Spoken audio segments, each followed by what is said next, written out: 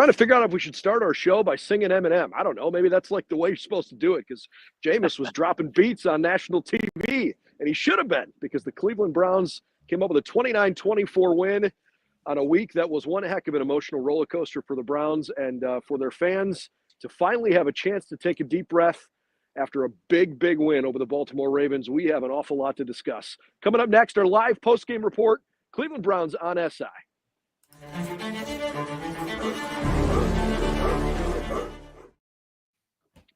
Well, hey, everybody, and welcome to right on the shores of Lake Erie. I'm so used to saying Cleveland Browns Stadium. Eventually, it'll just roll off my tongue. Huntington Bank Field here in Cleveland. 29-24.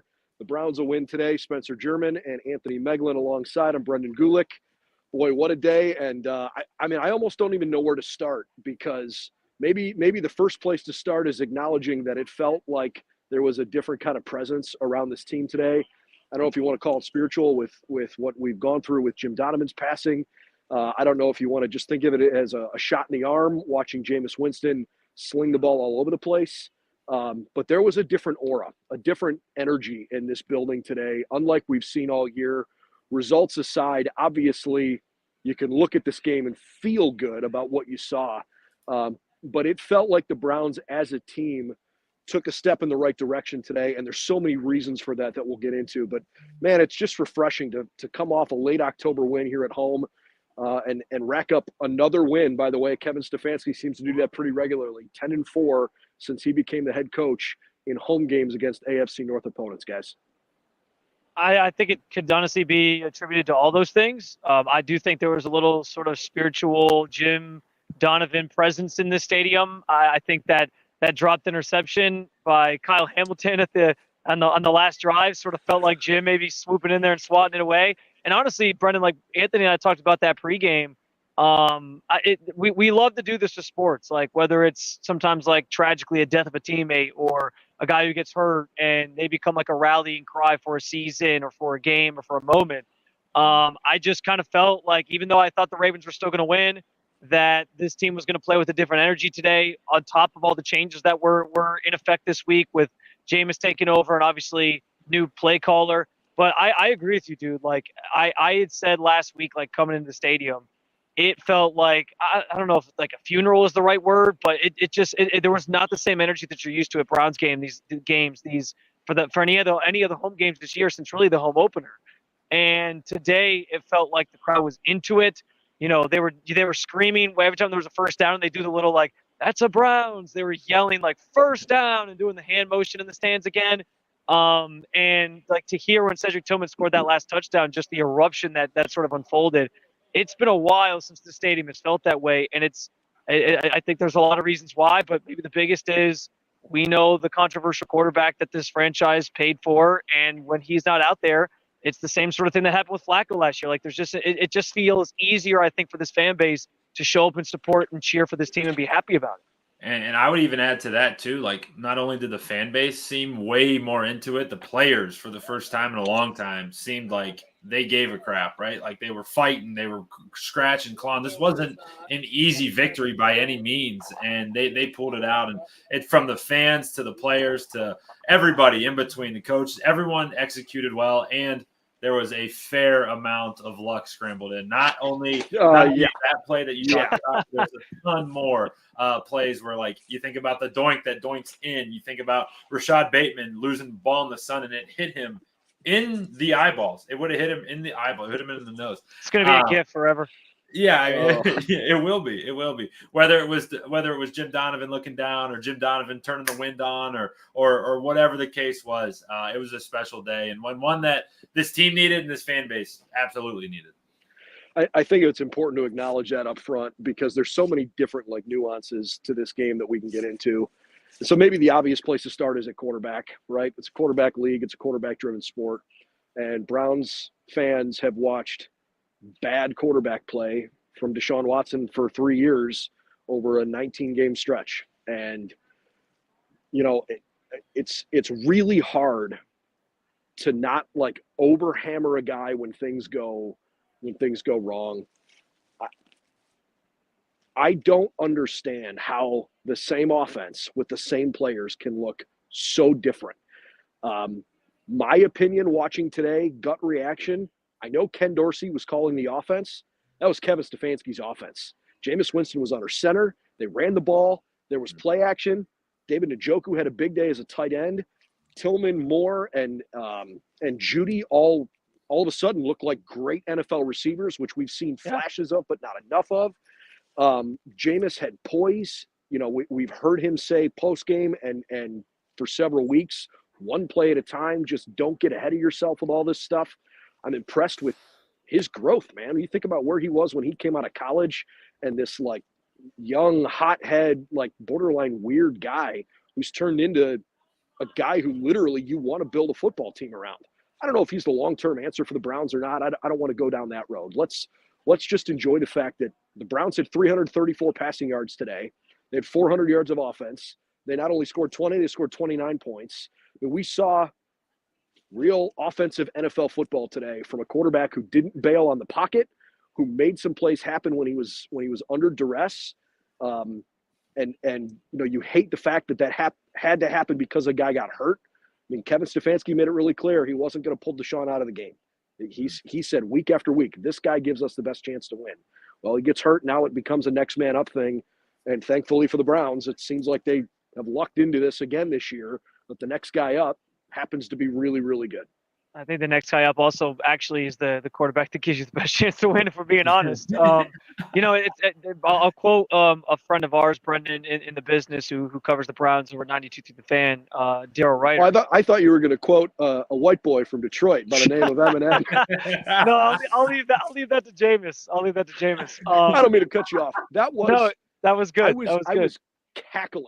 That was the funniest post-game interview I've ever seen in my life.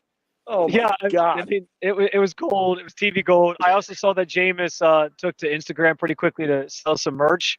He quickly put up a shirt, Eat a W T-shirt that he's trying to sell that's in like Browns colors. So if you want to get yourself a Jameis Winston Eat a W shirt, you can go find it on his Instagram page. But no, Daryl mentioned that if last week wasn't the end of the Deshaun Watson experience in Cleveland, that he's pretty sure today was the end of Deshaun Watson in Cleveland, because at this point, it is too blatant to ignore, man. Like of the last 7 games that have been played for this team that didn't have Deshaun Watson starting under center, 6 of them the quarterback threw for 300 yards, and the other one was throwaway game at the end of the season last year against the Bengals when the Browns had nothing to play for because they couldn't move up and down in the standings for the seeding. Like it's egregious at this point that you change one key thing, and I understand there were some bigger changes this week with who the play caller was, but I can't possibly look like Joe Bitonio talked about it this week. Like I asked specifically, what does the offense look like with Jameis versus Deshaun? And he made a very clear point. And guys always say this: you're not changing your entire playbook and your entire offense in 1 week's time, even if you get a different quarterback. Like what you've been practicing since training camp, that's your playbook. So you're running a lot of the same stuff, right? You're running a lot of the same stuff. Obviously, Jameis isn't doing the RPOs and the read option plays, but you're running a lot of the same passing concepts. And one quarterback is seeing guys open downfield and over the middle of the field, and he's finding them. And the other quarterback bails out of the pocket too soon because he doesn't have the confidence right now. Like it was night and day how this offense looked. This looked like the offense that was advertised when they got Ken Dorsey of, we're going to take shots downfield. I didn't keep track really of like how much motion, but I'd like to think there was a little bit more motion involved today in the offense. Maybe you caught on to that a little bit more than I did today. But like it's crazy how there's sort of one common denominator here. And I hate to harp on it because, like the way Deshaun goes out last week is not the way anybody wanted to see that experience sort of end in that fashion. But like in a lot of ways, like it's now opened the can of worms on proving that there seems to be one sort of key component here that continues to be the issue with this offense. Well, and let's go back just even a little bit further. I mean, this offense under Jacoby Brissett, now this is 3 years ago, was a top 10 offense in the NFL. So you go from Jacoby to then last year you go to Flacco, and now you get Jameis, and it's just all not just a little bit better, not just marginally better. It's like incredibly better. Like so much. We watched a different team today, and it's proven throughout all of the guys. Like, look at everyone who caught a pass today. Cedric Tillman, 7 catches for 99 yards and 2 scores. Like, people were trying to get him out of town, saying that he was a bust. Elijah Moore, 8 catches for 85 yards, no scores, but he looked like the guy you traded a second-round pick for. And then Jerry Jeudy, 5 for 79. David Njoku, 5 for 61. Like, those are your top 4 guys, and they all benefited from good quarterback play. And it's so funny, man. And you just look at the confidence that Jameis exudes, and it's very evident every time he speaks and every time he talks. But he spoke afterwards, after today's game, and he's like, yeah, I do believe that I'm one of the best quarterbacks in the NFL, and I'm going to cue this clip up right here. But it was awesome to see, and it was something that the entire Browns roster benefited from. So here's what Jameis had to say after the game. Absolutely, I am certain when I'm playing, when I am making great decisions, one play at a time, I am a great NFL quarterback. I am certain of that. And you can't quite argue with that. Well, I mean, one game in for sure. And listen, let's try to be somewhat objective, right? We're not fans. We're trying to give you a reasonable, good, feel for what happened here today. Baltimore is, in my opinion, one of the 4 best teams in the NFL, no matter how you slice it. But their identity, at least to me, is a little different now than it has been in years past, because offensively, they've been basically unstoppable. Defensively, they've been a little more vulnerable, especially in the pass defense. They were missing their top 2 corners today. And it like had that feel of, hey, if this team's gettable, it's through the air. Take some shots. And they took them and they hit. And so you're grateful for that for sure. But, look, Baltimore, they are not one of the better pass defenses in the NFL. And the Browns probably came into this game feeling like, look, we got nothing to lose. We're 1-6, racing right now toward the first pick in the NFL draft. Let's see what we got. And they're not saying that internally. That's not the mentality coming into the game. But when you've lost 5 games in a row and you're trying to keep scratching and clawing, like, you want to take some shots on that first drive of the game. Like, you want to talk about a good first quarter. Baltimore takes the opening kick. They go down the field. They feel like, you know what, Cleveland, we're going to try to make you prove it early on that you're better than a 1-6 football team. Browns stuff them on 4th and 1. And then they march all the way down the field on a long drive. And I know it ended at only 3 points, but to me, that was like a tone setter. They milked basically half of the first quarter clock. 8 minutes. It was 8:08. An 8-minute drive, right. 4 completions between 16 and 20 yards on that drive. It wasn't all of this like check down stuff. And Anthony, I know you got another clip here of Jameis. He was basically saying, look, this was starting to come together last week. You saw Deshaun, maybe high completion percentage, et cetera. But like, if you watched last week and you watched this week, forget the numbers. It was a totally different mentality. Here's what he had to say about that. When Coach Stefanski told me I was starting quarterback, I said this offense was sitting on a big game. Like, I knew it. Like, honestly, you could see it with Deshaun in his last drive, like in his game last. Like, he's 15 for 17, 123 yards. Like, this offense was starting to roll, and we just picked up where it left off. And good for him. Good for him for having the mentality there. Yeah, I think he was being very generous there because, like you said, you can go back and watch the difference and you see some different things. I mean, I want to go back to something Meg said too. Like the energy in the building was different, but the energy from the players was different, and I don't think that can be understated either. Like there was in that locker room, and I understand it's different after you win, but like the vibes in that locker room and what people were saying about Jameis and especially the receivers, like that stuff matters. When you hear Jerry Jeudy talking about like, man, Jameis was really slinging it today. Like there were some really good balls out there. Like that stuff to me is telling when they're talking about a certain quarterback a certain way. And I don't want this to just become like take shots at Deshaun Watson, obviously, but like it's undeniable at this point just what he was able to do with this offense. I mean, you talk about I wrote in my post game story, it was a week of change, but it led to a lot of firsts for the Browns. First time scoring 20 points, first time scoring over 25 points this season, first time with a quarterback throwing for 200 yards, let alone throwing for 300 plus yards. They scored a touchdown on their first drive of the second half for the first time this season. For just the third time this season, they put together 2 scoring drives in their first 3 scoring drives. With the only other one, the only better game was against Jacksonville. They scored on all 3 of their first possessions. Like there were so many things that were just different about today.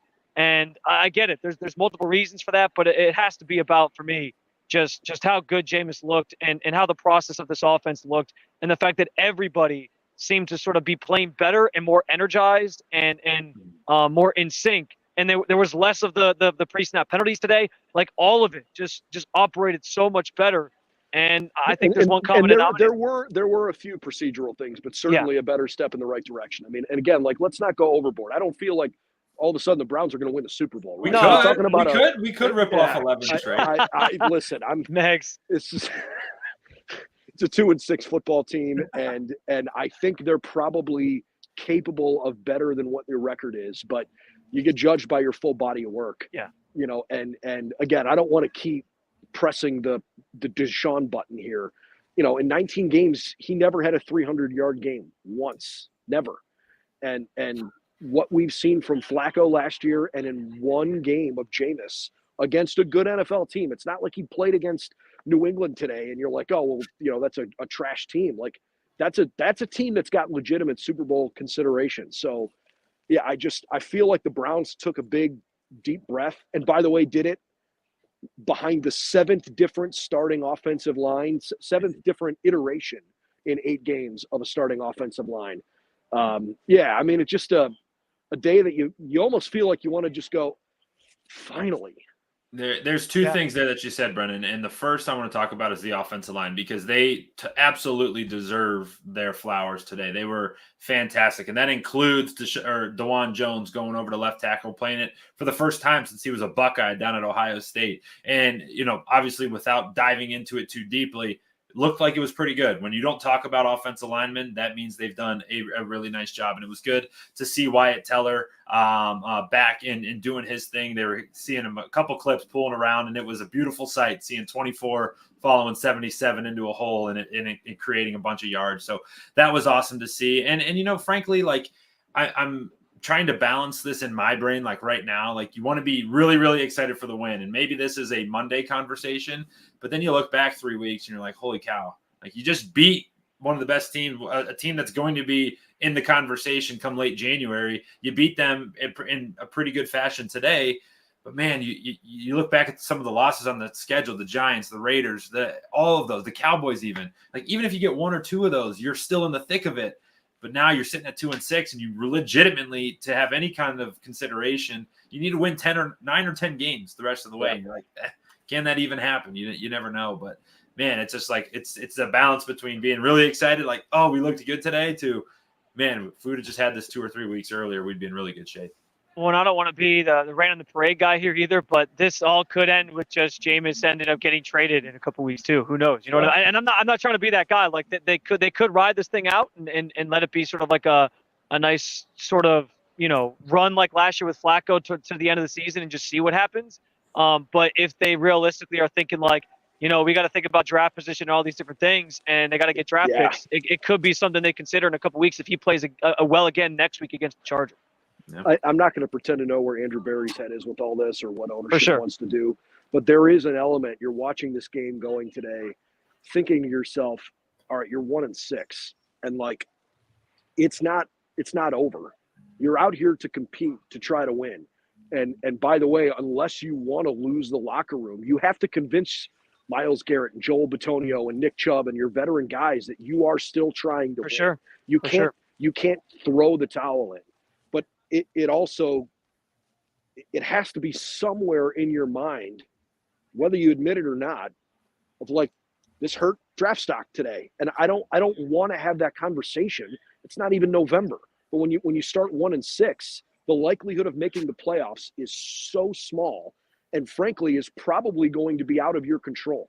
They might be able to win every game the rest of the way and not make the playoffs, right? So you put yourself in a position where you have to make really, really hard decisions. And to your point, Spence, like, I really hope after what we just watched, I really hope they don't trade Jameis Winston.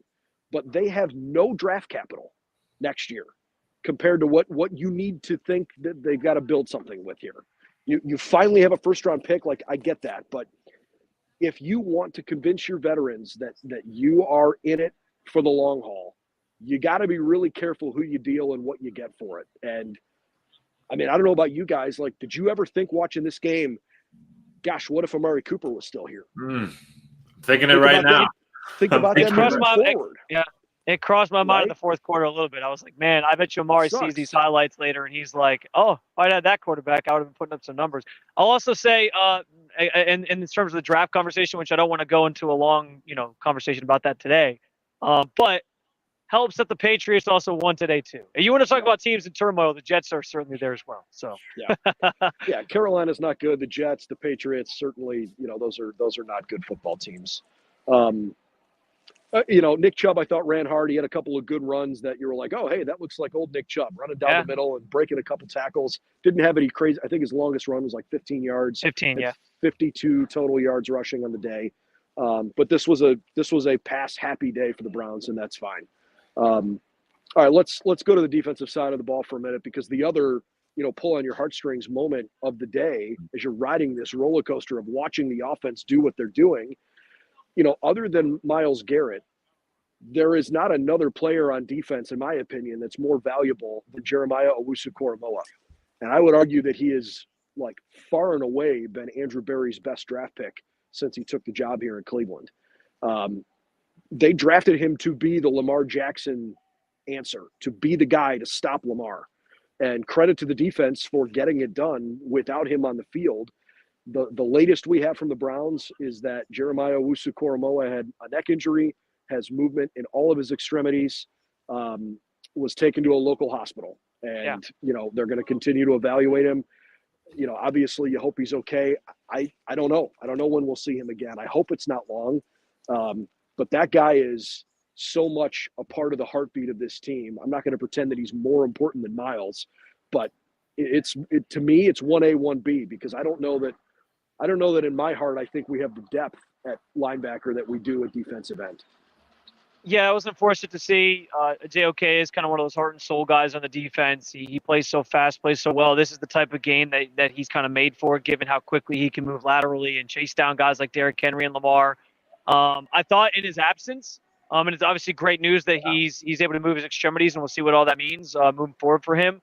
But I thought in his absence that Mahamoud Diabate played fantastic. Played really good. Made some really good plays. So that was encouraging as you talk about the linebacker group. I also think, yes, concern for JOK, of course, but we found out after the game that Denzel Ward has been diagnosed with his 6th concussion that he suffered today, and that opens up this year. Yeah, and that opens up a whole another can of worms in terms of his career. Denzel's talked pretty emphatically about how he has no intentions of retiring or anything, and it's obviously up to him. But it certainly makes you think about just, how many times he's had to sustain those and go through those and what that all means. So head injuries and neck injuries seem to kind of be a theme today, which was obviously what you never want to see. And we just hope that the Browns players involved in those come out okay and they can get back out as soon as they can or whenever they're ready. And the only thing I would add to the Denzel Ward conversation is the scary part is that it didn't happen on a play that we all recognize, unless I missed it. But it was all of a sudden he's on the injury report, and then all of a sudden he's not coming back in with a head injury. Yeah. So it's did he just take a little shot, maybe maybe caught something in passerby, or maybe in a pass breakup he just doinked his head just a little bit. That's the scary part to me, is that it didn't happen on a play where like Jeremiah's, where it was very clear Derek got him not dirty by any means, but just got him under the chin, and it looked like he got knocked out right away. You kind of see him go just totally limp. But it's concern for both guys. But the best part was that you're sitting there just hoping he moves his arm, just throw football out the window, just move your arm and your foot. And he was able to come off the field raising his fist. You're all right, at least he can still move. And so that was obviously very, very positive. And now, you just hope and wait. And given how last week went with the whole Deshaun thing and the player reaction after that, it was awesome to hear the JOK chants that obviously broke out as he was kind of being carted off the field. But, even without those two guys, I do think the defense deserves a major shout out today, because I thought they played well. They give up the 24 points, but that sort of doesn't tell the full context of, the strip sack that gave the Ravens a short field right before the half to score their first touchdown and make it 10-6 before the break. And then on top of that, you can't tell the story of this game without what Brendan mentioned. First drive of the game, Ravens go down and they get stoned on 4th down to get the ball to the offense quickly. And then they force a field goal in the second half that Justin Tucker misses. And he's had some of those in him this year. He's not quite as automatic as he used to be. And those were all critical moments that, you sort of tip your cap to the defense. They had a bunch of chances to pick off Lamar Jackson. I thought, for whatever reason, when Lamar plays the Browns, man, like, I don't know if he thinks it's going to be easier than it is, but he tends to just like play sort of sloppy and throw it to guys. And it's always been about just them making those plays, and they couldn't make them enough today.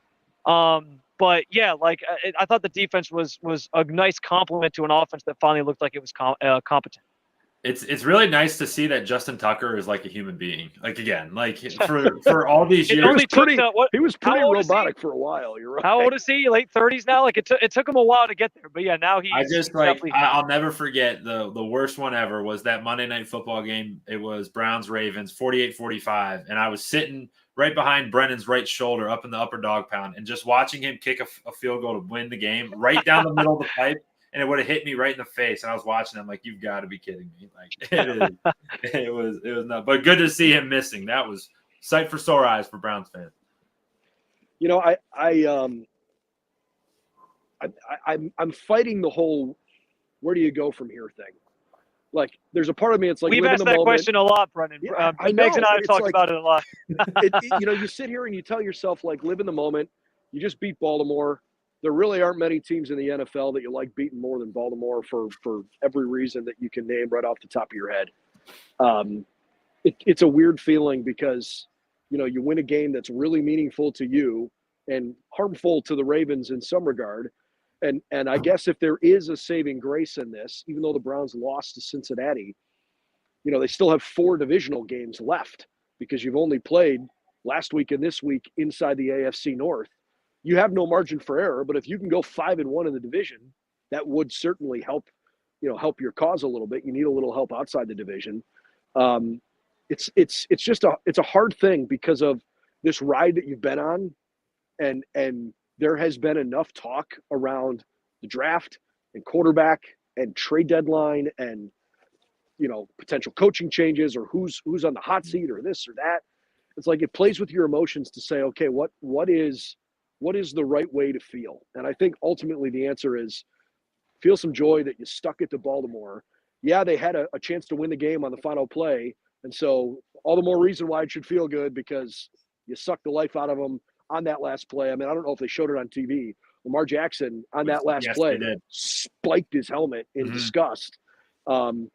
It feels good to be a Browns fan and do that to the Ravens. Yeah, so here's the conversation that is going to have to happen because you go Chargers, Saints, Steelers, Broncos, Steelers before you play the Chiefs. Now, you don't know what you're getting out of the Steelers now with Russell Wilson. You don't know how consistent that's going to be. If it's anything like it was last Monday night or Sunday night, whenever it was, he's really good. They're going to be a really tough team to beat. But when you look at the Chargers game, that should be a game you look to win. When you look at the Broncos game and the Saints game, those are 2 other games you look to win. And then if you even split against those Steelers, you're like kind of in the mix. And it's like, all right, they're at this weird moment right now where they can decide one way or another. You know what it is? It sucks. It's NFL purgatory. You either want to be a team that is going toward a playoff berth or a team that is crashing toward an NFL draft, top 5 pick. And the most annoying place to live is, what used to be 9-7, 8-8, 7-9. Now you obviously have an extra game, so maybe one more wiggle room either way. But it's that, are you good enough? Are you not? The Browns, it feels like they've invented ways to lose games. Guys, you were talking about the defense. This defense has played winning football all year. All year. They are 2-6. Except maybe week 1. Week 1 was the only bad week. But even still, as not good as week 1 was, I still felt like the offense was the reason they lost that game. Yeah. And so, there is no margin for error, and you have to win. But I look at this defense and feel still confident that there is, plenty of reason they can go out and win these games. And it's hard in the immediate aftermath of post-game to say a couple weeks ago, this stretch of games on the schedule that you were like, oh, geez, this is winnable, right? You should rip off those 3 wins in a row on the road with Vegas and Philly and Washington. And then to go 0 for 3, you come home and it's like, gee, now what? And then you go out and you beat Baltimore. So it's just, I don't know that there's a point that I'm making with it other than NFL purgatory sucks. Yeah. It's the worst place to be. Well, and I do think, to go back to what we kind of said about Jameis maybe auditioning for teams, like in a little over a week and a half from now, we're going to have a better sense of where the Browns think they are. If they keep Jameis Winston, if they keep a guy like Zadarius Smith, who has been linked to a bunch of different teams. I think Detroit's been one of the most notable after they lost Aiden Hutchinson. Then maybe we have our answer if they stick with those guys. But if they start trading some of these pieces, maybe they're trying to sort of play this thing down the middle where it's like, yeah, we still want to try to be competitive, but we also have to evaluate where we're at and start sort of compiling picks and, set ourselves up for success moving forward. So like that's why, like Megs, you rattled off the schedule. And yeah, the Chargers are next week. I think that is going to be sort of status quo to this week. You're going to have Jameis. It's going to be the same sort of thing. They'll go play a football game, try to win. Maybe they do. But you can't exclude the fact that like the bye week's in there. And during the bye week happens to be the week that is the trade deadline. So this team will be able to sort of sit back, evaluate things. And maybe they're going to use that bye week to sort of rev themselves up and say, listen, this bye week's coming at a perfect time for us. We're healthy. We can kind of get guys back. And then maybe we can make a run on the other side where you have the Saints and a Steelers team that we still have questions about, and a Dolphins team that if Tua's not out there, they're not very good. I know he just came back this weekend, but so yeah, maybe they feel that there's still a possibility they make a run and they play that card, and we'll see. But Brendan, you're right. Like it's a tough place to be, and you really only got a week to kind of figure out where you want to be on the other side of an important date on the schedule, which is kind of whether or not your buyers or sellers kind of tells us where they'll be. I think we've got a ton to get into this week, but I think we've probably hit most of it for today. Unbelievable performance by Jameis Winston and this Cleveland Browns team. And we'll just wrap by saying God bless Jim Donovan and his family. There's a lot of people around Cleveland who have a lot of Jim Donovan stories, and it's been cool to hear and read and listen to a lot of those throughout the course of this week. Obviously he's only been gone here for a short time, but people have been talking about Jim because I think there was this element of, he unfortunately was kind of going downhill fairly quickly. Yeah. And yeah.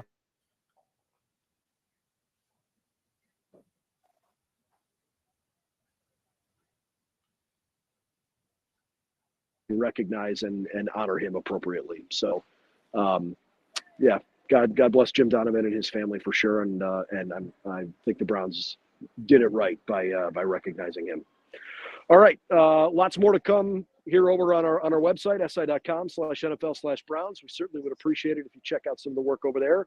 And please subscribe to our YouTube channel. We've got plenty of video content coming up this week as we talk about a really good game. 29-24, the Browns beat the Ravens, and trying to figure out how to beat Jim Harbaugh and the Los Angeles Chargers coming up next week.